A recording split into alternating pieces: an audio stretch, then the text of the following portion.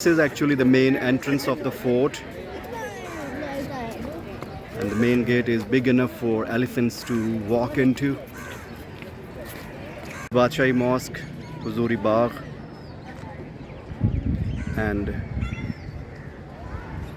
right here is the main entrance of the fort. This is the entrance to the fort.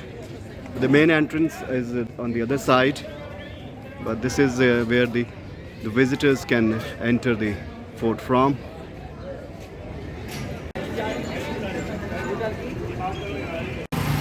Right after entering the first gate, you are treated to this beautifully decorated wall, and then this pathway leads up to the main fort.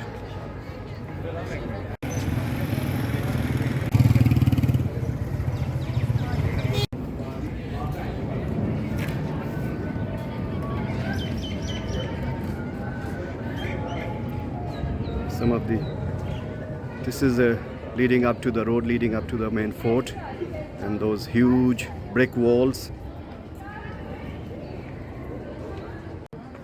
Continuing to walk, it's a long walk to the main courts and main halls of the fort.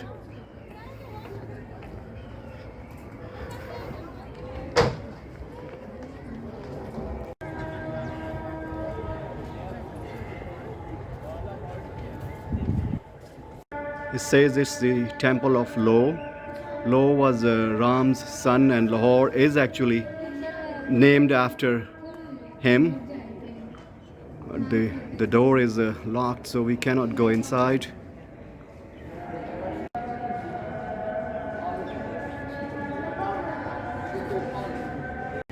Right in front you can see the minarets of Badshahi Mosque, and to the right is the entire fort, Lahore Fort.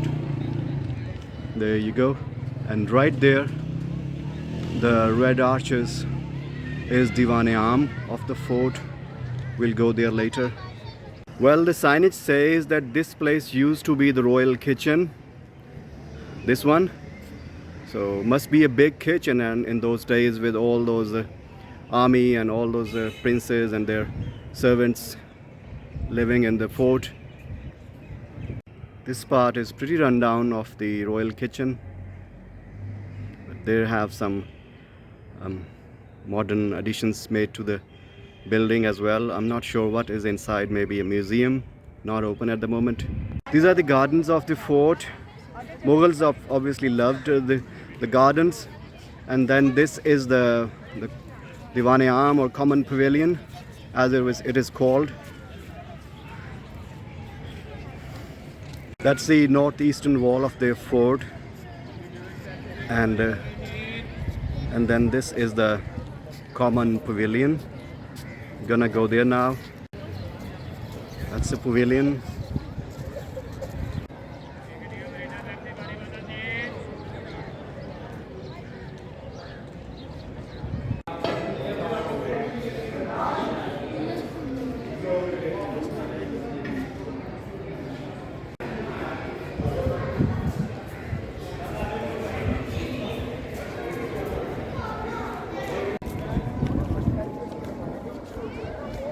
This is the Jahangiri Ahata, named after the Emperor Jahangir.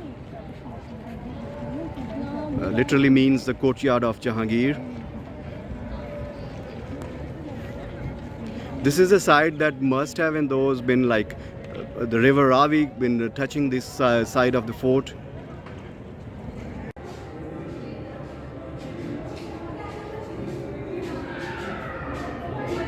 The signage here says Eastern Dalan, or the Mashriki Dalan, and it says that Mughal Emperor Jalaluddin Akbar, Mughal Emperor Akbar, built these. In those days, some of these must have been the living quarters.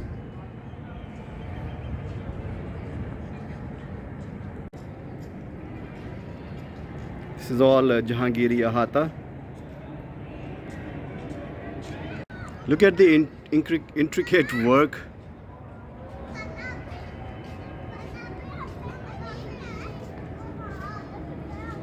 So this is another pavilion. It must have provided a good view of the river Ravi in those days, but now the river has meandered away.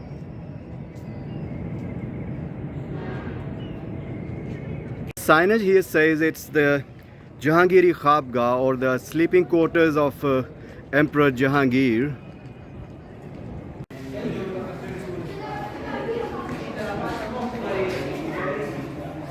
A lot of these buildings now badly need repair.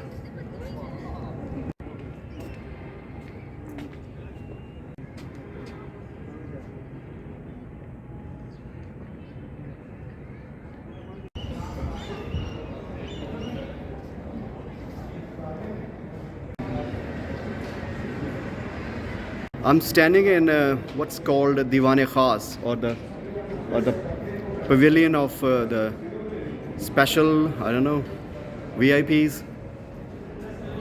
Yeah, this is where the kings in old days must have sort of held their darbar. Western wall of the fort, and you can see through the window, and a couple of kilometers to the west is now River Ravi. In old days it was just touching this fort. You can see the main wall of the fort as well.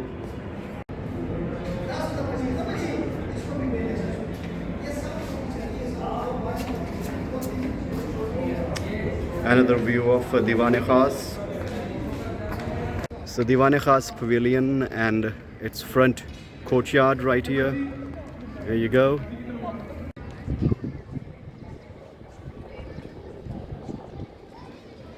It says Shah Jahani Khabga, like the sleeping quarters of King Shah Jahan.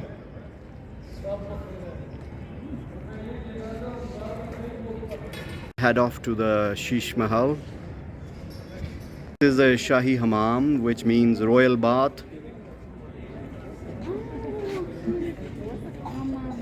Is a royal hammam garden and pine bagh. I don't know what pine bagh means. Bagh means garden.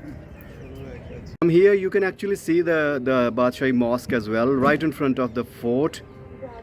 And this part is actually pretty dilapidated and needs some serious repair work.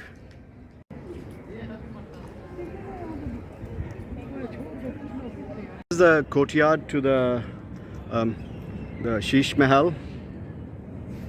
Here you go. Path that leads to the Sheesh Mahal.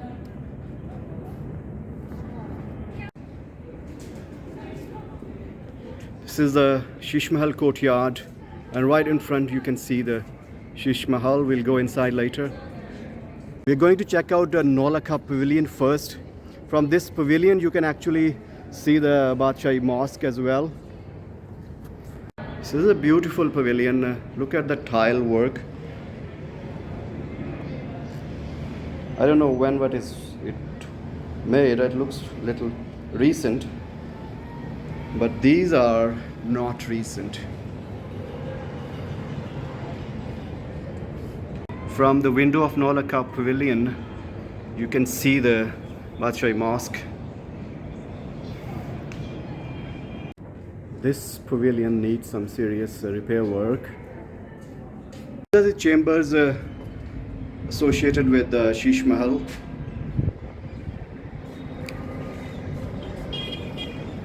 And you can see the Minar-e-Pakistan from this window.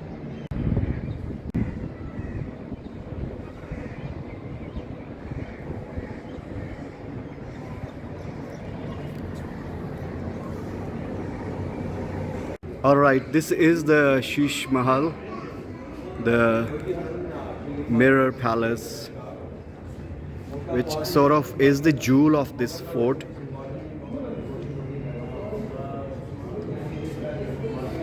It's a beautiful pavilion built with lots and lots of tiny mirror pieces. Again, the windows in the western wall give you a very good view of the western side of the city. In old days it gave you the view of the river Ravi. chamber next to the Sheesh Mahal.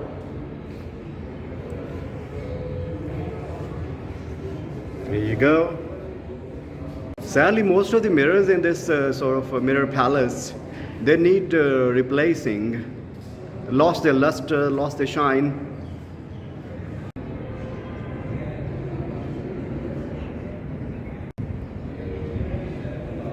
Last look at the sort of Sheesh Mahal, and then we'll be moving on. Here you go. It used to be pretty impressive, but over the years the mirrors have lost their luster.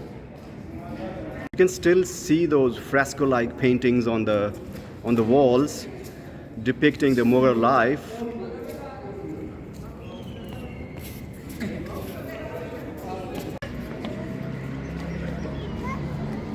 You can also get rickshaw ride if the walk in the fort is too much for you. This is a panoramic viewpoint of the fort. Right here in front you can see the Badshahi Mosque, and then the main gate of the fort. Just to the right of the Badshahi Mosque is the Sikh temple, and then this is the mosque, and this is the main entrance to the fort.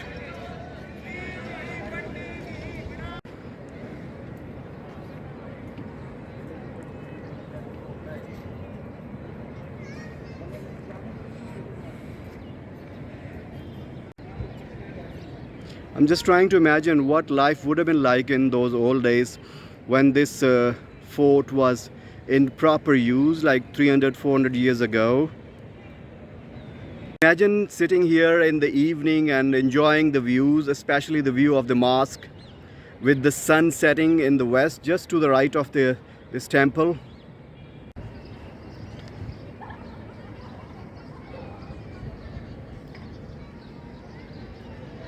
And he says that it used to be the British barracks or prisons, these ones. This is the road that exit or entrance. Now from top of the bridge.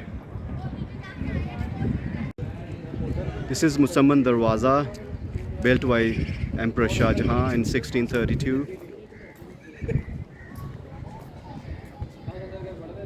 The Barud Khana or the arsenal of the fort.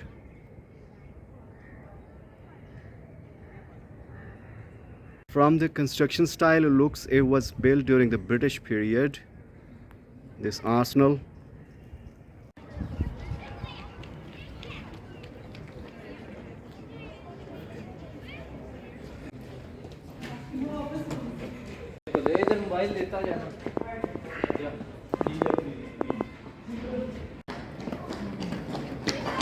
These stairs are wide enough for elephants to climb up.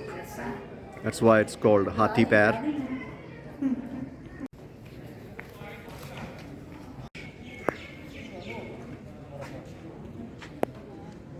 We're back from where we started. I'm gonna go out now. Thank you for staying with me throughout this trip.